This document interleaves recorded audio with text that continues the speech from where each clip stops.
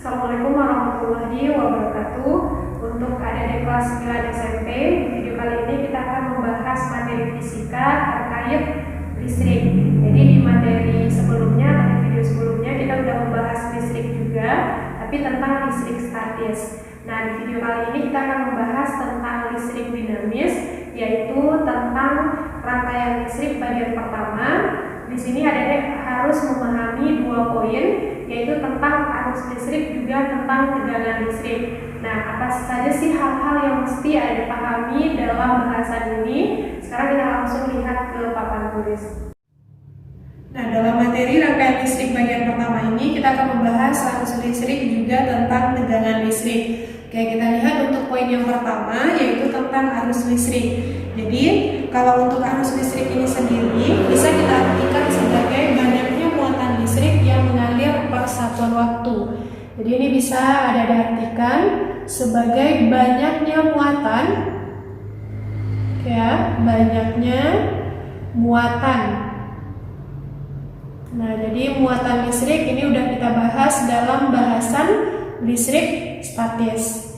Nah, ini banyaknya muatan listrik yang mengalir per satuan waktu.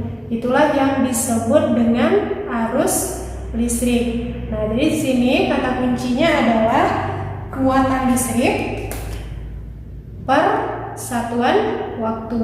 Nah, dari pengertian ini bisa kita buat rumus untuk arus listrik, di mana untuk arus listrik ini sendiri bisa kita simbolkan dengan simbol untuk arus listrik adalah I besar, dan rumusnya bisa kita buat dari pengertian arus listrik itu, di mana I sama dengan muatan listrik. Muatan listrik kita simbolkan dengan Q. Oke, per satuan waktu berarti per T. Ini untuk menentukan besar dari arus listrik yang mengalir dalam suatu rangkaian listrik. Oke ya. Nah, Q ini untuk simbol muatan ya. Kita bikin dulu satuannya. Ini muatan. Muatan, ingat kembali satuan SI-nya adalah coulomb atau kita singkat dengan C besar. Sedangkan T di sini untuk simbol waktu. Oke. Jadi ini simbol waktu, di mana waktu satuan SI-nya adalah detik atau second. Berarti arus listrik yang kita simbolkan dengan I ini satuannya tentu coulomb per second. Jadi ini arus listrik yang mana satuan arus listrik itu adalah coulomb per second. Coulomb per second ini bisa kita singkat dengan ampere atau A besar. Oke ya, itu untuk rumus dan simbol arus listrik serta satuan dari arus listrik itu sendiri. Nah, misalnya kita gambarkan, ini ada sebuah lampu gitu ya. Nah, lampu ini bisa menyala ketika lampu kita hubungkan dengan sebuah baterai. Oke, misalnya ini ada sebuah baterai. Nah, kita hubungkan dengan kabel. Syarat supaya arus listrik itu mengalir, rangkaian ini harus tertutup. Artinya tidak ada kabel yang terputus. Oke, ketika dia sudah tertutup seperti ini dan baterai masih punya tegangan, pasti di sini akan mengalir arus sebesar I. Oke, dan akibat arus yang mengalir ini maka lampu akan menyala. Dan ingat kembali, untuk baterai dia punya dua kutub, ada kutub positif dan kutub negatif. Dan di dalam rangkaian biasanya baterai itu nggak disimbolkan kayak gambar baterai kayak gini, tapi disimbolkan dengan dua garis yang sejajar. Oke, nah jadi ini baterai, ada garis panjang, ada garis pendek. Ini kalau dalam gambar rangkaian listrik yang akan ada ditemukan nanti di soal-soal. Oke ya, nah ini lampunya nyala akibat ada arus yang mengalir. Nah, apa bedanya garis panjang dan garis pendek? Garis panjang ini adalah kutub positif baterai, sedangkan garis pendek itu adalah kutub negatif baterai. Nah, sekarang jika nanti di dalam soal itu dikaitkan muatan listrik dengan elektron. Nah, kenapa ada muatan listrik? Itu diakibatkan karena adanya elektron yang bergerak. Ada lagi rumusnya, di mana arus listrik itu bisa kita kaitkan dengan banyaknya elektron yang mengalir, di mana muatan itu nilainya sama dengan banyaknya elektron dikali dengan muatan elektron itu sendiri dibagi dengan waktu. Bisa ya, ini rumus kita gunakan ketika dikaitkan antara arus listrik dengan banyaknya elektron yang mengalir. Jadi E di sini adalah simbol untuk muatan elektron, di mana muatan elektron ini nilainya sudah ditetapkan. Ada deh tinggal hafal atau tinggal mengingat nilainya berapa. Nilainya adalah 1,6 kali 10 pangkat min 9 Coulomb. Dan N ini adalah simbol untuk banyak elektron. Oke, jadi ini simbol untuk banyaknya elektron yang mengalir. Nah, untuk banyaknya elektron, satuannya biasanya berapa buah atau berapa elektron. Nah, dari rumus yang pertama dengan rumus yang kedua, ini bisa kita bikin hubungannya kan? Ini kan sama-sama nih. I sama dengan Q per T. Ini I sama dengan R kali E per T. I-nya sama. Jadi, dari dua buah rumus ini bisa kita lihat hubungan bahwa muatan listrik itu ternyata sama dengan banyaknya elektron dikali dengan muatan elektron. Itu ya hubungan antara muatan listrik dengan muatan elektron. Nah, nanti kalau misalnya ada ditanya berapa nilai muatan, ini kan tinggal bolak-balik rumus ya. Nah, dari rumus ini kalau misalnya nanti ditanya muatan, tinggal kita gunakan rumus segi 3. Oke, jadi karena dia ada 3 variabel, berarti ada untuk variabel arus listrik I, ada variabel muatan Q, dan ada variabel waktu. Nah, untuk operasi matematiknya, ingat kembali, ini berarti bagi per, ini adalah kali. Kalau ditanya I, berarti tinggal tutup I. Rumusnya adalah muatan per waktu, sama dengan rumus kita yang awal. Kalau ditanya muatan, berarti ada tutup muatan. Q, berarti rumusnya adalah I kali T. Kalau ditanya waktu, tutup T. Berarti rumus kita adalah Q dibagi dengan I. Oke, gampang ya untuk bolak-balik rumus. Dan ingat kembali, nanti untuk muatan itu bisa satuannya tidak SI. Ingat ya, tanggal satuan muatan yang sudah kita bahas dalam bahasan listrik statis kemarin. Kakak ingatkan kembali, di mana muatan kan satuannya Coulomb, kemudian ada mili Coulomb, ada mikro Coulomb, di mana satu tangga itu nilainya adalah 1000. Oke, jadi satu tangga ini nilainya 1000 atau 10 pangkat 3. Kalau misalnya kita mau memindahkan dari bawah ke atas, berarti tinggal kita bagi. Oke, nah hal yang sama dalam tangga perubahan satuan muatan untuk perubahan satuan arus listrik. Jadi arus listrik itu nanti biasanya dalam soal itu nggak selalu dalam satuan ampere, tapi juga ada dalam mili ampere. Jadi ada ampere, ada mili ampere. Untuk mikroampere ini jarang ya, tapi nggak apa-apa lah, kita bikin aja. Nah, dia sama, satu tangga itu nilainya adalah 1000 atau 10 pangkat 3. Ini 10 pangkat 3. Nah, sama ya, dari bawah ke atas ini tinggal kita bagi. Oke, adik-adik, di sini misalnya kakak contohkan untuk konversi satuan arus listrik. Misalnya diketahui itu arus listriknya. Oke, contoh ya, untuk arus listrik yang pertama misalnya 300 mili ampere. Ini berapa ampere? Nah, dari mili ampere ke ampere ini kan satu tangga, berarti tinggal dibagi 1000. Berarti ini 300 dibagi 1000. Kalau misalnya lupa lagi dengan notasi ilmiah, boleh kita bagi secara biasa. Ini nolnya di atas 2, di bawah 2 hilang, berarti sama dengan 3 dibagi 10. Kalau mau dipindahkan kan 10 ini pangkat 1 ya. Kalau ada dipindahkan ke atas berarti sama dengan 3 kali 10 pangkat min 1. Atau kalau mau desimal ini sama dengan 0,3. Satuannya adalah ampere.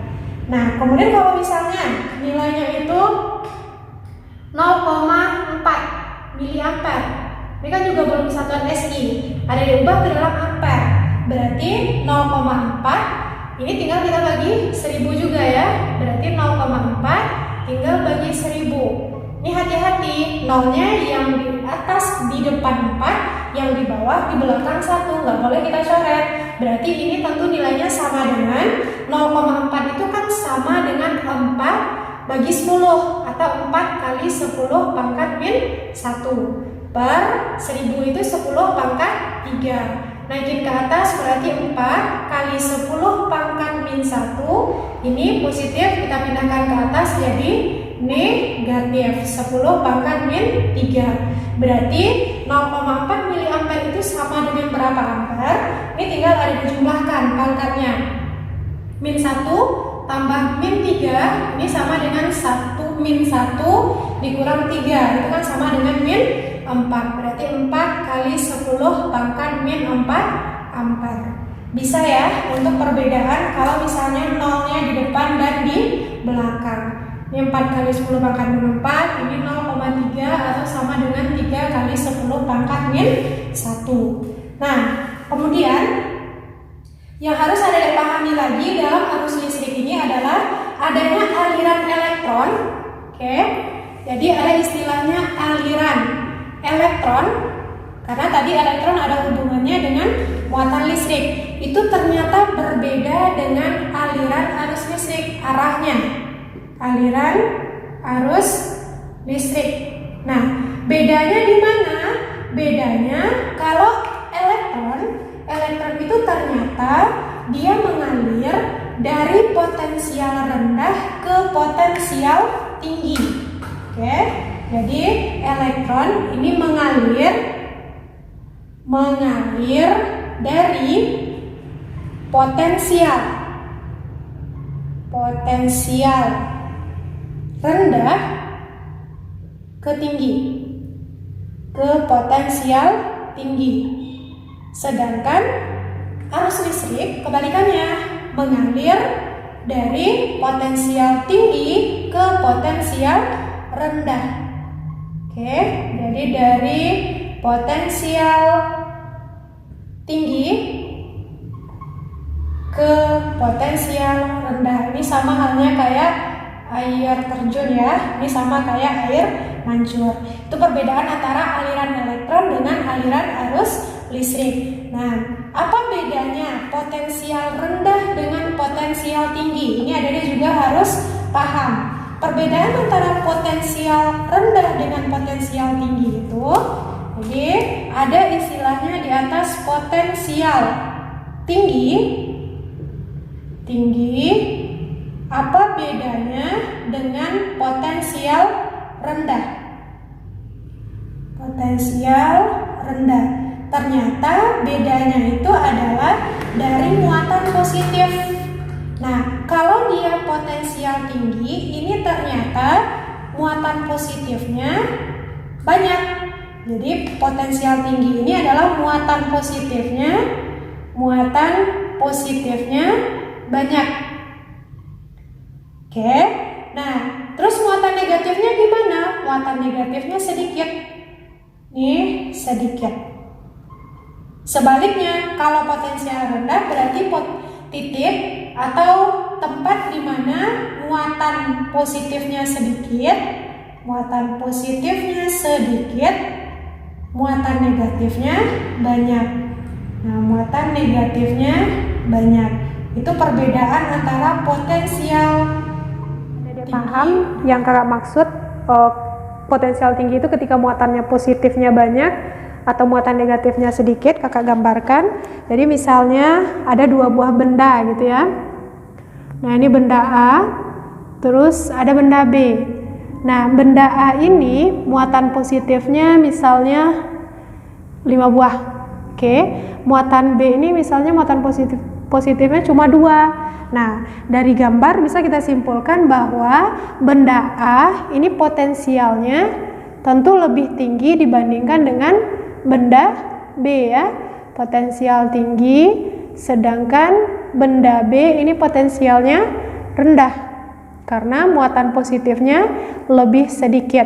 Nah, kalau ditanya arus itu mengalirnya dari A ke B atau dari B ke A, ingat kembali arus listrik dia mengalir dari potensial tinggi ke potensial rendah. Berarti kalau ditanya arah aliran arus listrik, berarti alirannya itu dari A ke B.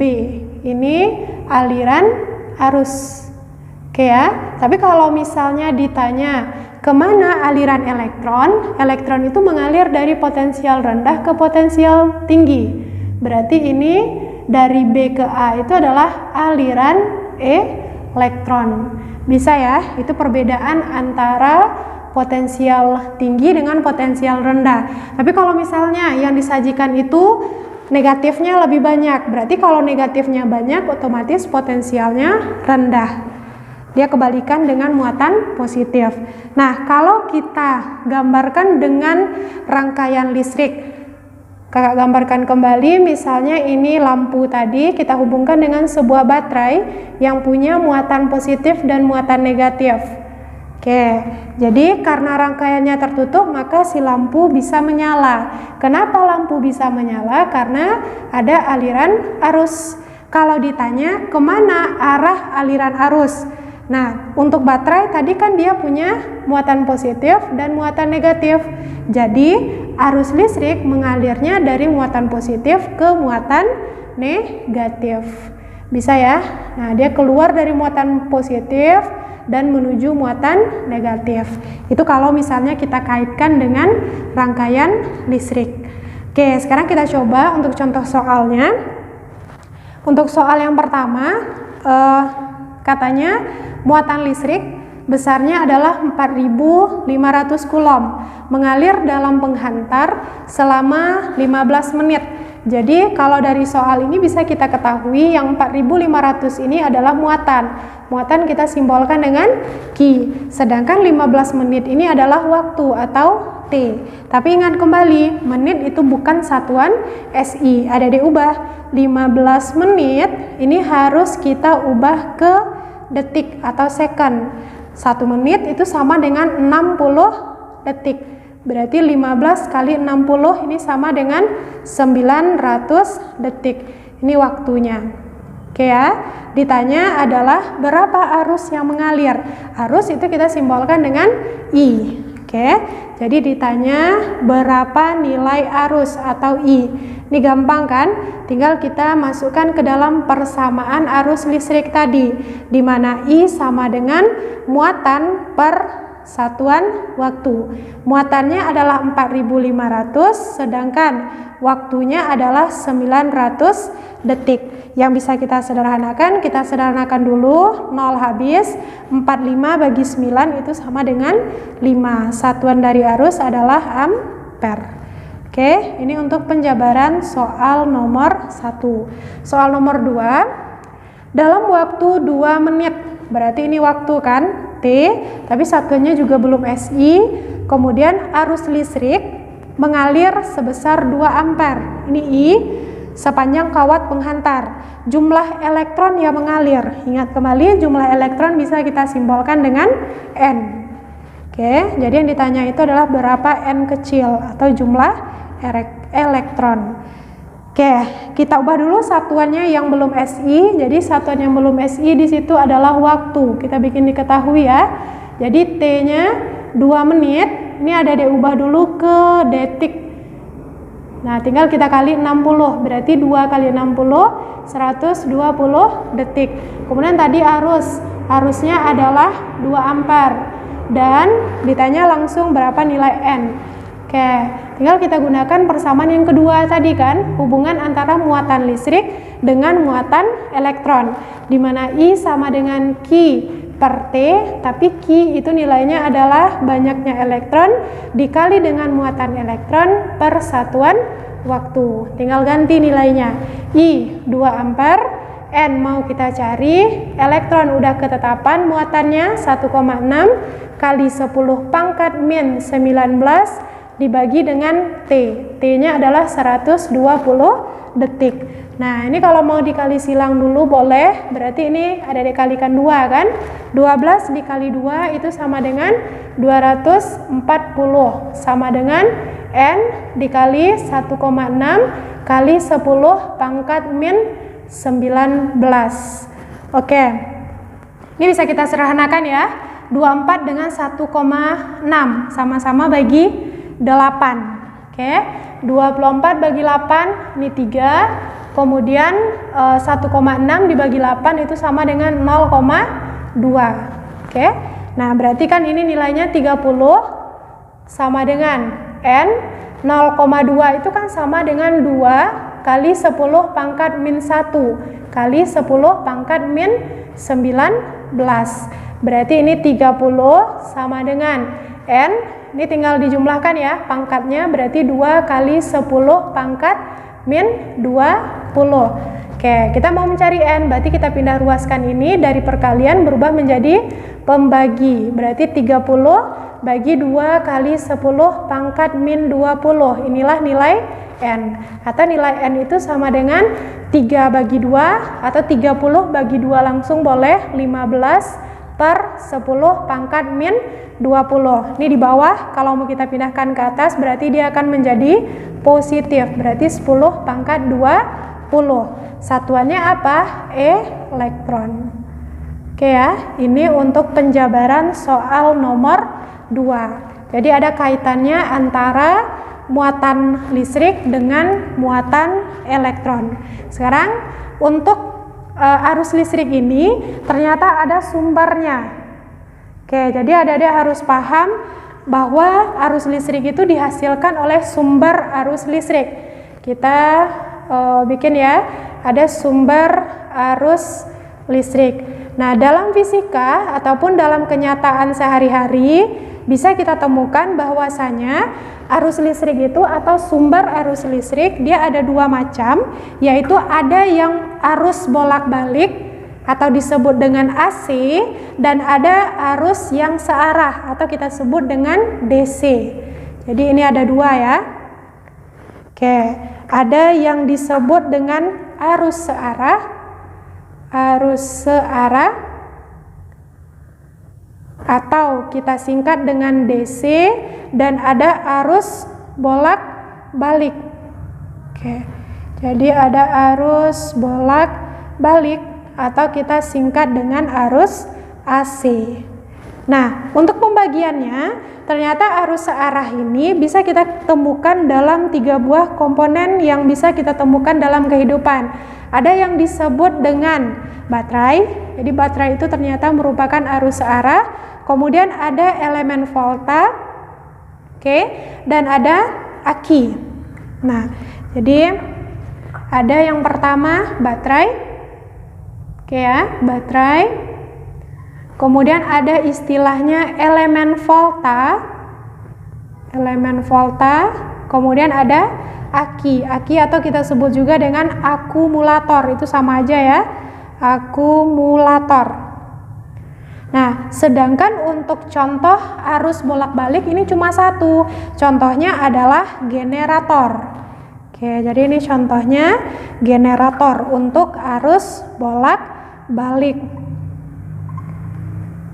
Oke, nah generator ya, generator. Nah, untuk perbedaan baterai, elemen volta, dan aki ini sering sekali keluar di soal-soal ujian ataupun soal ulangan nanti. Kalau untuk baterai, gambar sederhananya, baterai pasti ada sering lihat ya. Nah, ada bagian penutupnya nih. Kemudian ada bagian batangnya. Kalau ada buka, ada batang yang hitam. Itu kita sebut dengan batang karbon, atau biasa juga kita sebut dengan arang. Itu sama aja. Nah, di sini untuk bagian dari baterai ini, baterai itu ada tadi dia muatannya positif dan ada muatan negatif. Jadi bagian di sini yang kosong itu padat ya. Ada zat penyusunnya juga, tapi yang paling sering ditanya itu adalah apa penyusun bagian positif dan bagian negatif pada baterai. Bagian positif pada baterai itu ternyata disusun oleh karbon yang kakak sebut tadi. Jadi ada karbon, di mana karbon kita simbolkan dengan C besar. Sedangkan pada bagian negatif ini disusun oleh zat yang dinamakan dengan seng atau kita sebut dengan Zn. Ini simbol kimianya. Nah, biar adik-adik enggak kebolak-balik dalam menghafalnya, di sini kakak punya cara cepat, dimana kalau untuk muatan positif itu kan simbolnya karbon ya, atau C besar. Positif cakep, sedangkan negatif Zn. Jadi positif cakep, negatif jangan, atau jangan juga boleh, tapi ini biar adik-adik ingat Zn-nya. Jadi ada cara cepat yang kita ajarkan di sini.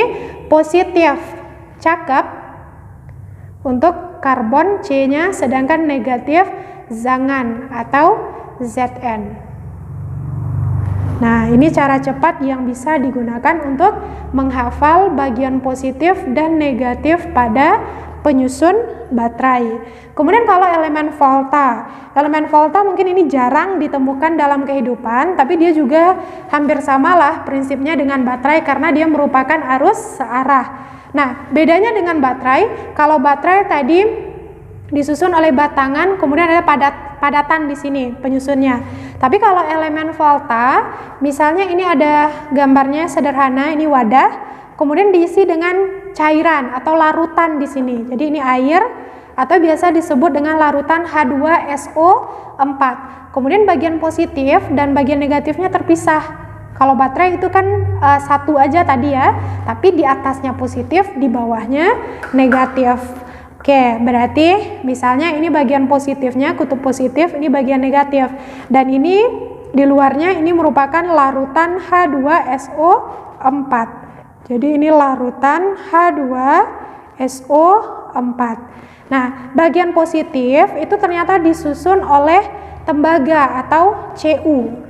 Jadi di sini penyusunnya yang bagian positif adalah tembaga atau rumus kimianya adalah Cu, sedangkan yang bagian negatif sama dengan baterai yaitu seng atau Zn. Nah, ini juga ada cara cepatnya di mana kita cukup mengingat positif cukup sedangkan negatif jangan. Oke, jadi positif cukup untuk simbol tembaga atau Cu tadi, dan negatif jangan untuk simbol Zn. Nah, jadi biar nggak kebolak-balik ya untuk menentukan komponen positif dan negatif pada baterai dan elemen volta. Nah, kalau aki gimana? Aki ini juga sering ya kita temukan dalam kehidupan sehari-hari, misalnya pada mobil atau pada peralatan di rumah tangga juga. Nah, gambar dari aki ini dia sama persis dengan gambar elemen volta. Jadi ada wadahnya, oke, kemudian dia juga diisi dengan larutan H2SO4 dan bagian positif, negatifnya juga terpisah. Pokoknya samalah dengan si elemen volta, cuma penyusunnya berbeda. Kecuali untuk larutannya ya, ini tetap ada larutan H2SO4-nya. Kemudian kalau pada elemen volta bagian positif Cu atau tembaga, bagian negatif seng atau Zn.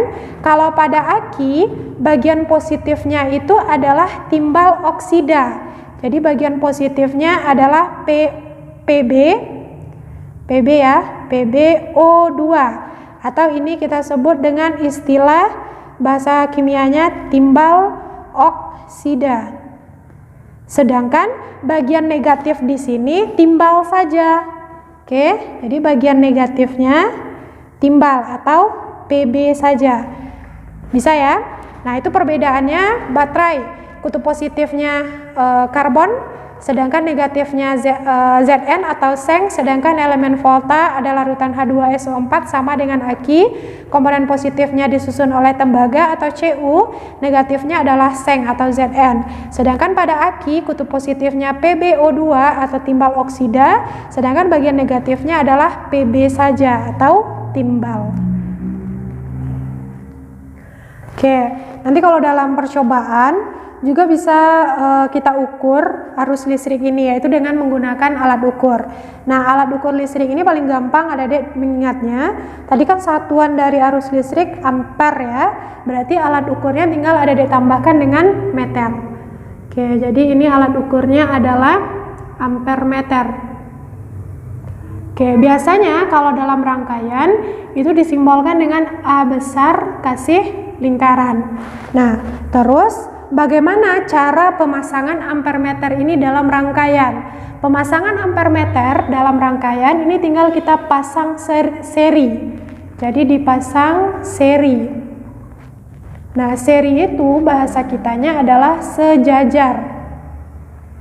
Oke ya, sejajar pada rangkaian listrik. Nah, nanti lebih lanjut apa konsep dari seri dan ada lagi istilahnya paralel, itu akan kita bahas dalam rangkaian hambatan.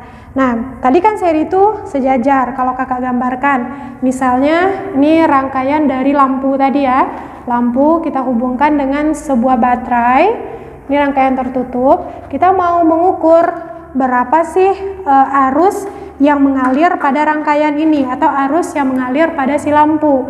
Tinggal kita pasang ampermeter. Dia akan sejajar atau seri. Berarti kita pasangnya di sini atau boleh di sini.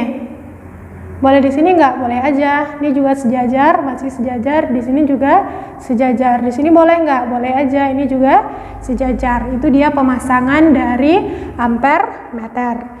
Oke ya, itu hal-hal yang mesti ada dipahami dalam bahasan arus listrik. Sekarang kita masuk ke poin yang kedua, yaitu tegangan listrik. Nah, tegangan listrik biasanya disebut juga dengan potensial listrik. Nah, kalau arus listrik bisa kita artikan sebagai muatan listrik yang mengalir per satuan waktu.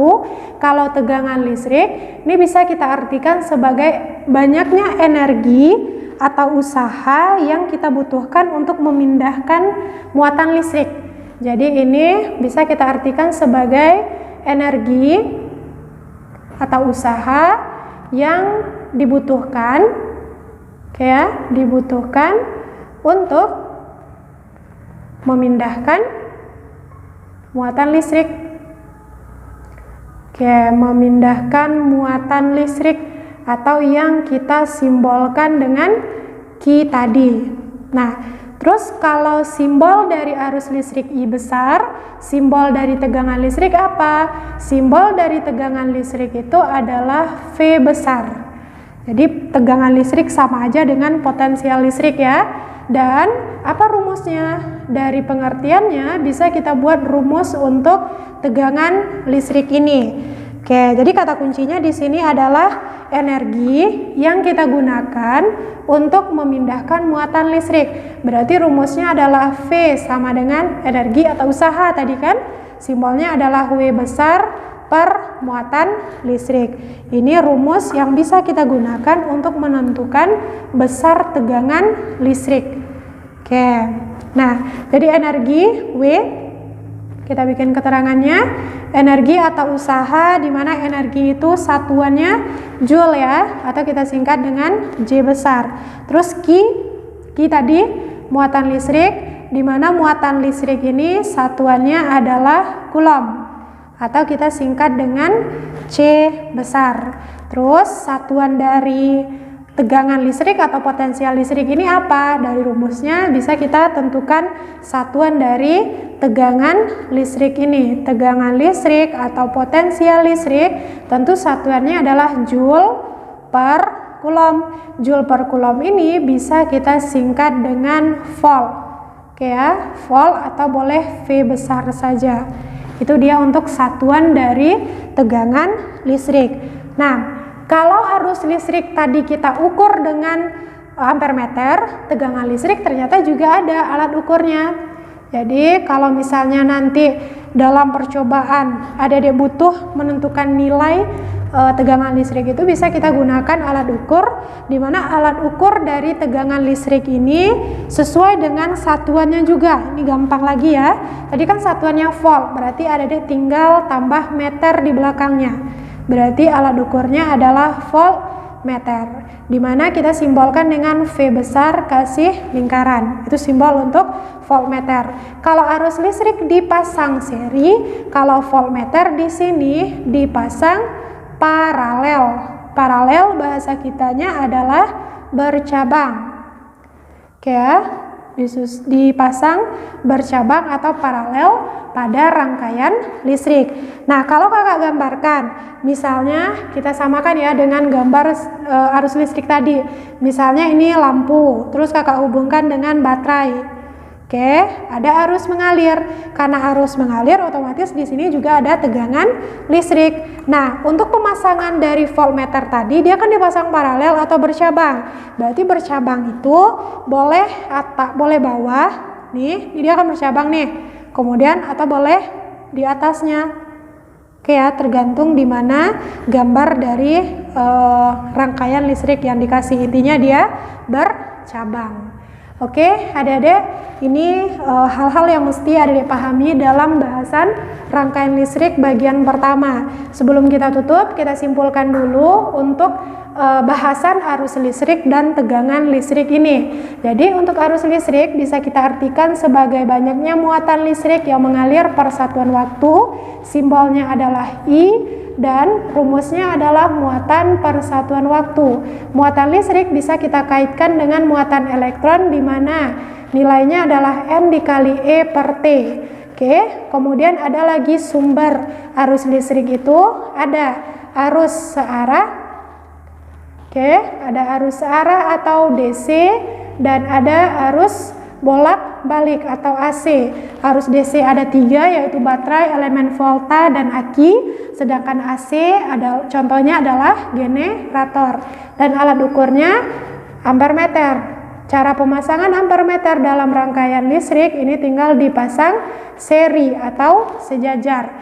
Itu hal-hal yang harus dipahami dalam arus listrik.